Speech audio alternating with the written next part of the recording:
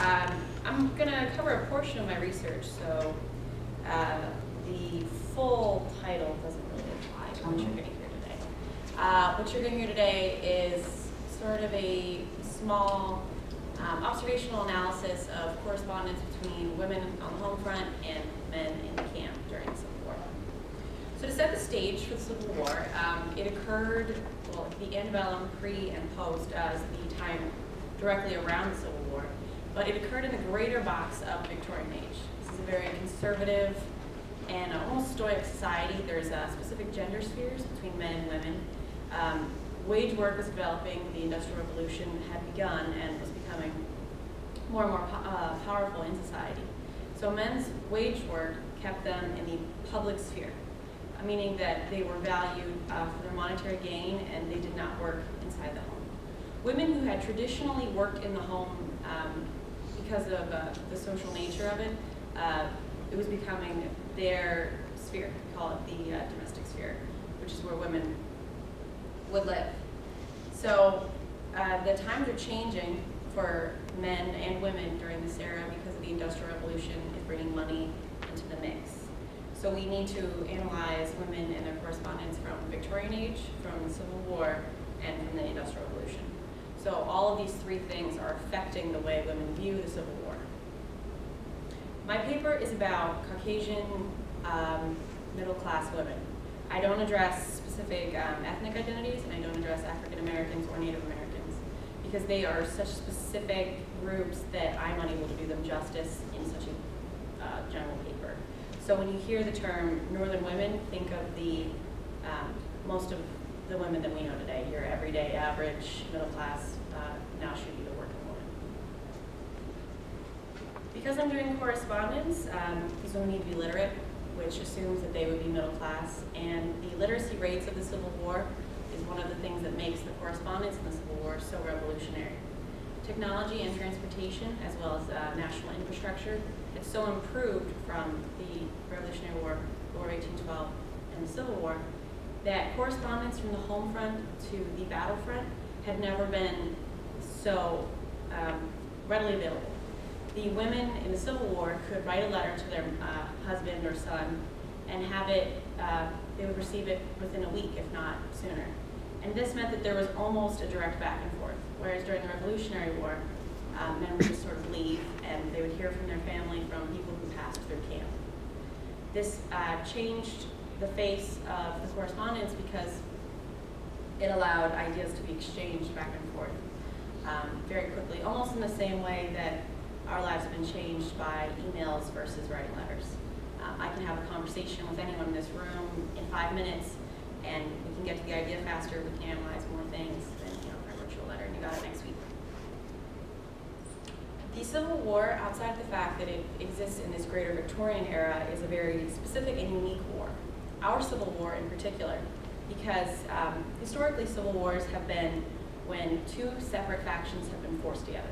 An example of this would be the Israelites and the Palestinians today. They both have claims on the same land, but they are different peoples. The Union and the Confederacy in America were Americans. They were all people of the same nation and all theoretically were a part of a group that believed the same Republican ideals. We are supposed to be the first nation that ever created itself. So for us to have a civil war, particularly only less than a century outside of our own revolution, shows that there were such huge stressors that it tore us apart.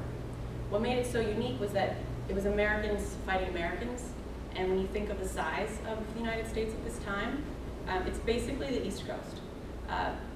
What they called the Western frontier at that time would go out to the Midwest today. Tennessee was one of the large Western Front battle zones. But this means that if I'm a married woman, I'm sending my husband to fight a state I may have been to against people who I may know, my family may know, so it's more of a personal war. And additionally, the ideas and the values of each society was different, which is what caused the war. The South left because they felt that their way of life was being challenged, and the North fought the war to keep the South because they thought that the preservation of the Union was worth the loss of life.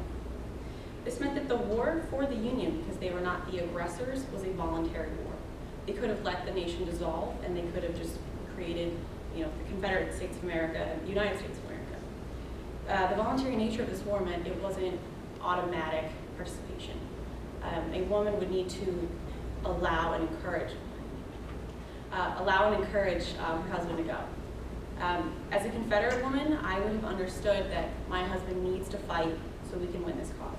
But as a Union woman, I may not have felt as passionate about such an abstract idea as nation, as Republican, as Union. So it's a personal transition and process that you see throughout their correspondence.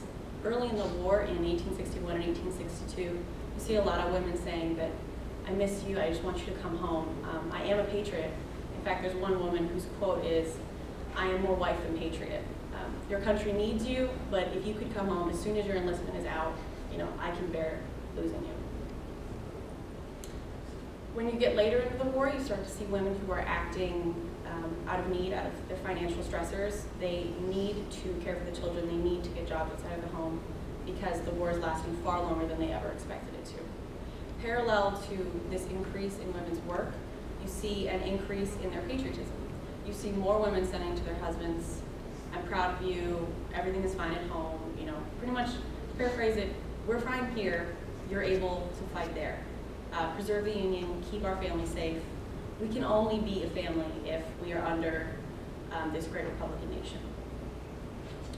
The correspondence of women in the Civil War wasn't revolutionary in what they were saying, it wasn't revolutionary in the way women were behaving, but the fact that they could so quickly and easily contact their men meant that there was more of an ability for them to have personal growth. It is easier to contact your husband and write your husband a letter about your growing patriotism than it would be to tell a stranger.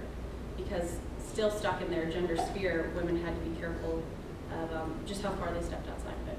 And as the war drew to an end and the times after the war, women were not, just as we see in other war times, women were not given the same freedoms and permissions they had during the war after it, but that inkling is still there.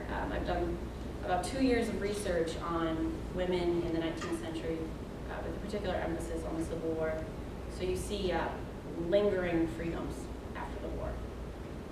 So this small piece of my research is, pretty much my thesis would be that correspondence shows relevant changes in women's behaviors and ideals through the Civil War. So if anyone has any questions.